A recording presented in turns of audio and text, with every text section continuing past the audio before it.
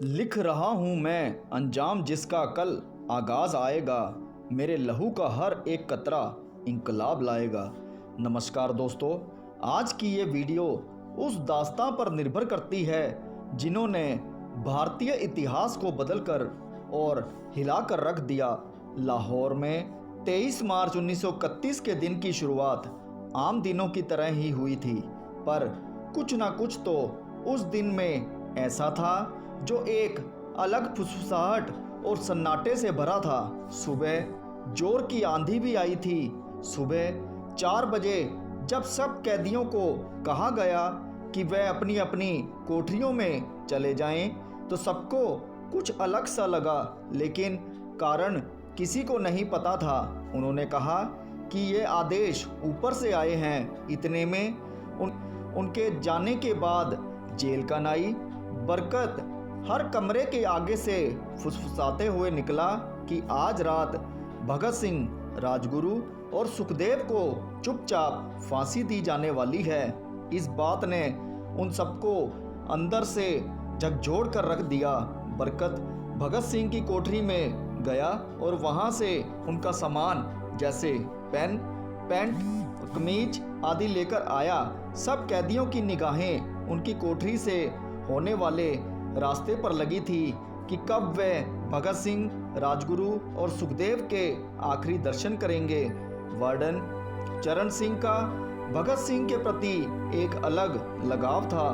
वह हर तरह से उनकी मदद करते थे। भगत सिंह को पढ़ने का बहुत शौक था। चरण सिंह लाहौर की लाइब्रेरी से भगत सिंह के लिए किताबें लाया करते थे। भगत सिंह की कोठरी का नंबर 14 था। उसका फर्श पक्का नहीं था। कोठरी में बस एक बंदे के रहने की ही जगह थी। 2 घंटे पहले प्राणनाथ मेहता, जो भगत सिंह के वकील थे, उनसे मिलने पहुंचे। उन्होंने बताया कि भगत सिंह अपनी छोटी सी कोठरी में पिंजरे में बंद शेर की तरह चक्कर लगा रहे थे। मेहता ने पूछा कि आप देश को कोई संदेश देना चाहोगे? तो भगत सिंह ने कड़कती आवाज में कहा कि हाँ, 2 संदेश, साम्राज्यवाद मुर्दाबाद, इंकलाब जिंदाबाद। भगत सिंह ने मेहरा से कहा कि वो पंडित जवाहरलाल नेहरू और नेता सुभाष चंद्र बोस जी तक मेरा धन्यवाद संदेश पहुंचा दें, जिन्होंने मेरे केस में गहरी रुचि ली थी। भगत सिंह से मिलने के बाद मेहता राजगुरु से मिलने पहुंचे। राजगुरु के अंतिम शब्द थे, हम लोग जल्द मिलेंगे। सुखदेव ने मेहता से अपने दिल की बात कही और कहा कि वे जेलर से मेरा कैरम बोर्ड ले लें। मेहता के जाने के बाद तीनों क्रांतिकारियों को ये सूचना दे दी गई कि उनको वक्त से 12 घंटे पहले ही फांसी दी जा रही है। सुबह 6 बजे की बजाय उसी शाम 7 बजे तक फांसी दे दी जाएगी। थोड़ी देर बाद तीनों क्रांतिकारियों की फांसी की तैयारी के लिए उनको कोठरियों से बाहर निकाला गया।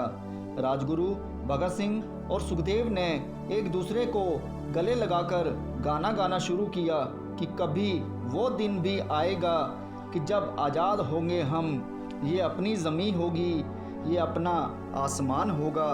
अब फांसी की सारी फॉर्मेलिटीज़ पूरी की जाने लगी। इन सबको कहा गया कि वे अपना आखिरी स्नान करें। फिर उन्हें काले कपड़े पहनाए गए, पर उनके चेहरे खुले रखे गए। चरण सिंह ने भगत सिंह के कान में कहा कि आखिरी समय में वाहिगुरु को याद कर लो।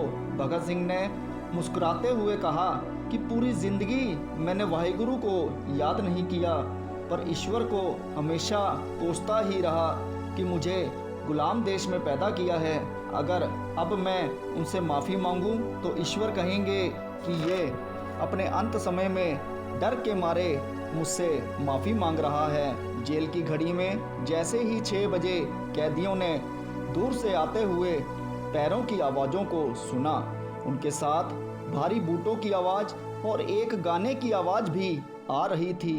वह गाना था, सरफरोशी की तमन्ना अब हमारे दिल में है, देखना है जोर कितना बाजुए कातिल में है। सभी को इंकलाब जिंदाबाद के नारे सुनाई दे रहे थे। फांसी के तख्ते तक तीनों को ले जाया गया। फांसी देने के लिए मसीन जल्लाद को लाहौर के शादरा से बुलाया गया था। भगत सिंह तीनों के बीच में खड़े थे। तीनों ने बड़े जोर से इंकलाब की आवाज़ पूरी जेल में गूंज उठी। सभी कैदी भी नारे लगाने लग पड़े। अब तीनों के गले में फांसी का फंदा डाल दिया गया, हाथ पैर बांध दिए गए। जल्लाद ने एक एक कर रस्सी खींची और उनके पैरों के नीचे लगे लकड़ी के तख्ते खुल गए, जिसमें उनके शरीर लटकने लग गए। बाद में वहां खड़े ब्रिटिश अधिकारी और डॉक्टर ने उन्हें मृत घोषित कर दिया। पहले योजना थी कि इनका अंतिम संस्कार जेल में के अंदर ही कर दिया जाए, पर फिर यह विचार त्यागना पड़ा जब अधिकारियों को आभास हुआ कि जेल से धुआं उठता देख जेल के बाहर खड़ी भीड़ जेल पर हमला कर सकती है। तो जेल की पिछली दीवार तोड़ी गई, जहां से एक ट्रक अंदर लाया गया और बहुत अपमानजनक तरीके से सामान की तरह उन शवों को रखकर बाहर ले जाया गया। पहले तय हुआ था कि उनका संस्कार रावी के किनारे होगा, पर उन दिनों रावी का पानी बहुत कम था, इसलिए उनका संस्कार सतलुज के किनारे किया गया। उनके शरीरों को सतलुज के किनारे लाया गया। रात के 10 बज चुके थे। लोगों को इस बात का पता चला तो लोगों को आता हुआ देखकर ब्रिटिश अधिकारी वहां से भाग खड़े हुए।